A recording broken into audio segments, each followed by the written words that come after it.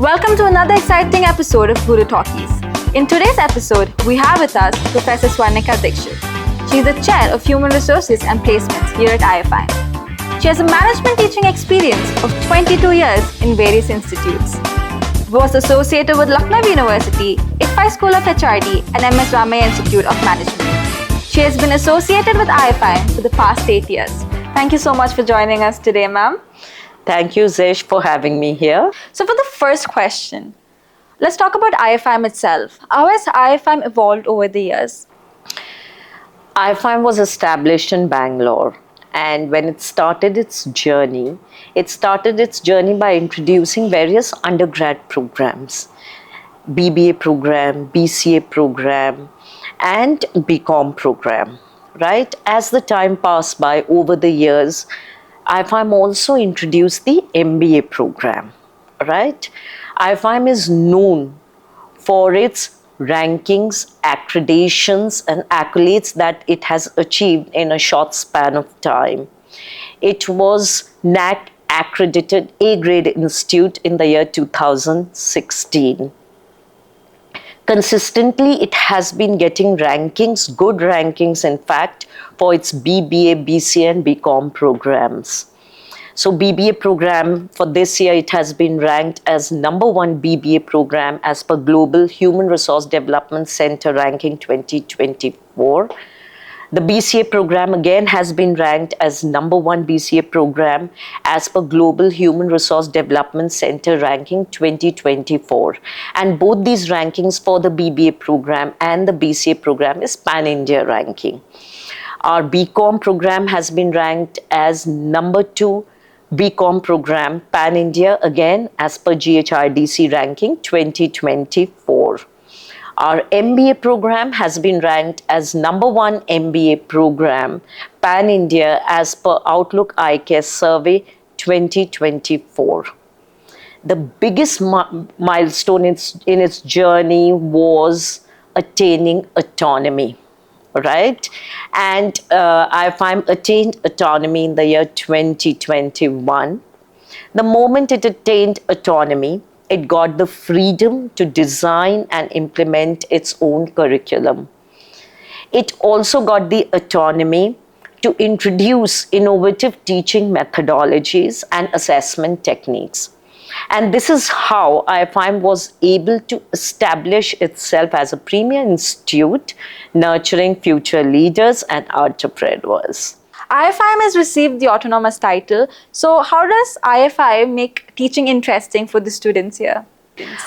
Okay, let me share with you. Let me share my own experiences and instances. I handle subjects like organizational behavior for the MBA students. I handle subject management principles and practices for the BBA students. All these subjects I handle in the first semester. Now, when the students, they come to the campus for the first time, they feel the teaching will happen in a traditional way. But they really get excited when they come to know that all the modern pedagogical tools are being applied to classroom setting. So besides the lecture method, what we do is we engage lots of case studies in the classroom. For the MBA students, we ensure that we start with the caselets and then we go ahead with Harvard business cases. So we discuss lots of Harvard business cases in the classroom. We also ensure that students are given field-based assignments. Once they have completed the field-based assignment, then they have to make a presentation in the class, and this has to be a very innovative presentation. This is how we ensure that they get some experiential learning. The organizational situations are simulated to the classroom setting through the role plays. Right? And besides this, we do lots of discussions on the articles pertaining to business, pertaining to management, and we ensure that constantly the sessions are interactive and students are completely engaged in a classroom. So this is how we ensure that classroom teaching is very innovative and very engaging for the students. So the field-based studies obviously help the students gain a practical experience as well. Yeah, very much. Yeah. Now, we've talked about the academic side that IFIM gives the students. Let's talk about the co-curricular or interventions and the extracurricular activities that IFIM has to offer its students. Okay, now when we speak about the mission of our institution, it speaks about nurturing holistic, socially responsible and continuously employable professionals. Now, how do we achieve it? So that way you can say the entire 2-year journey or the 3-year journey for an undergrad student is divided into number of buckets. We have our curriculum, right? We have our practice courses, we have our co-curricular activities, and we have our extracurricular activities.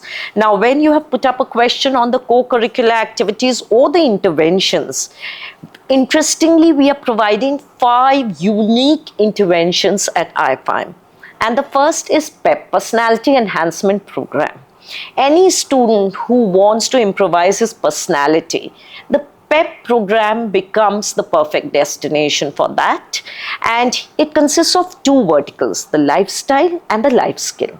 Now, lifestyle is all about mental and physical well-being. So students, they undergo yoga classes, Zumba classes, so on and so forth.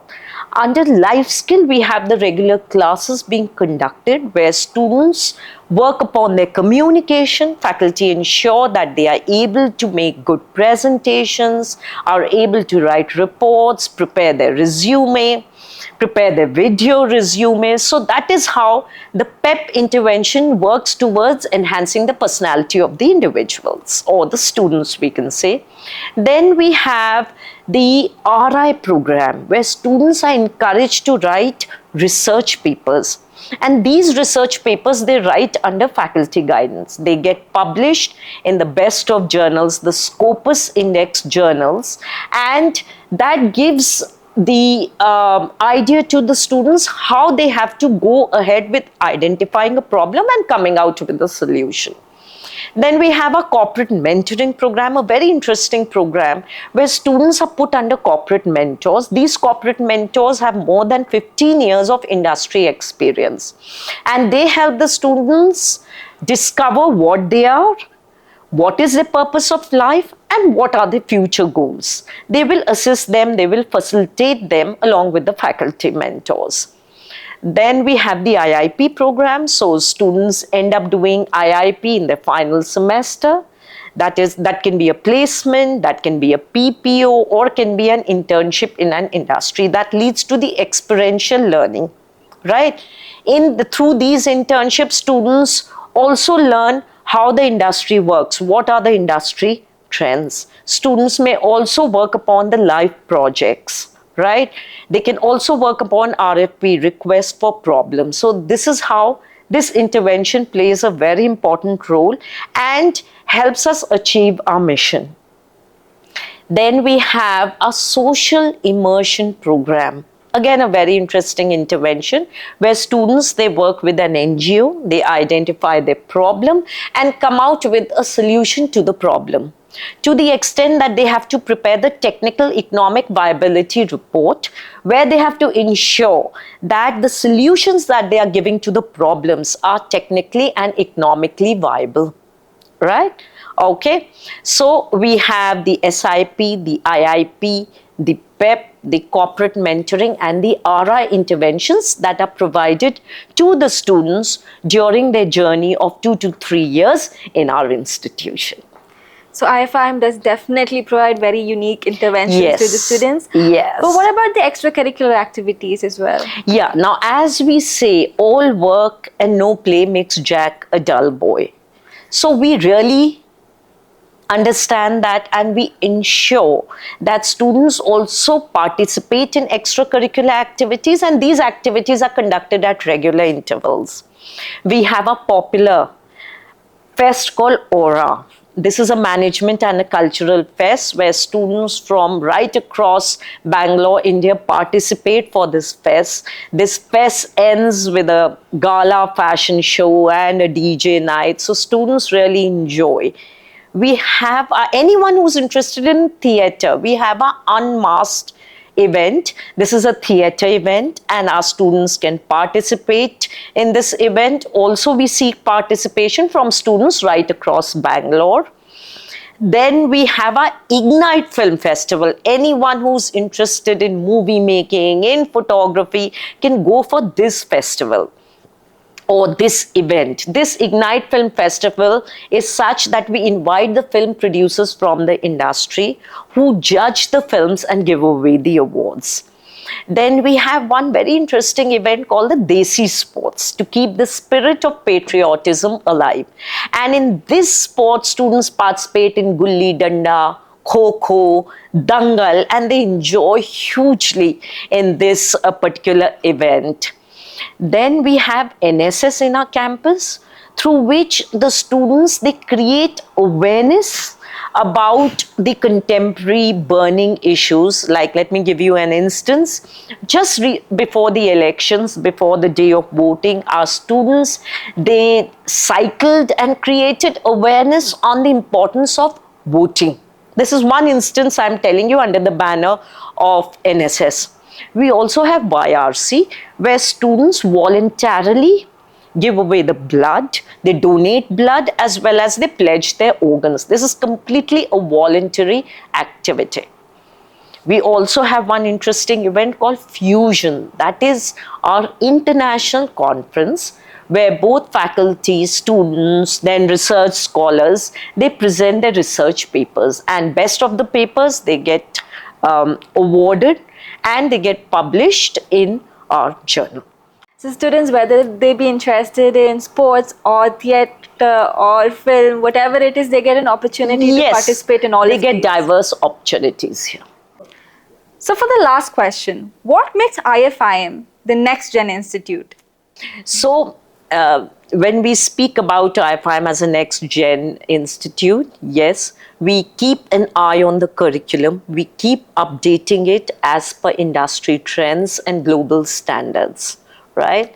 Then we ensure we maintain connect with the industry.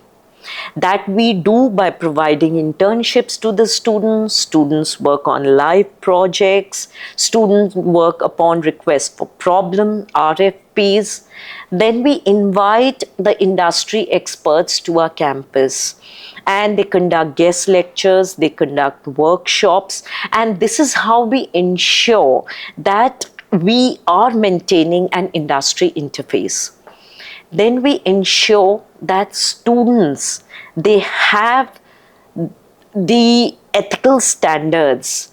They should be socially responsible and they should be working upon sustainable models, right? So for that, we ensure that we are providing them that platform. So through our SIP intervention, through our mega run marathon, Kanyathon, and through our KSK centers, we ensure that students are socially responsible. They work upon sustainable projects.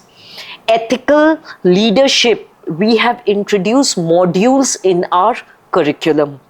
We also ensure that it is a tech-savvy campus.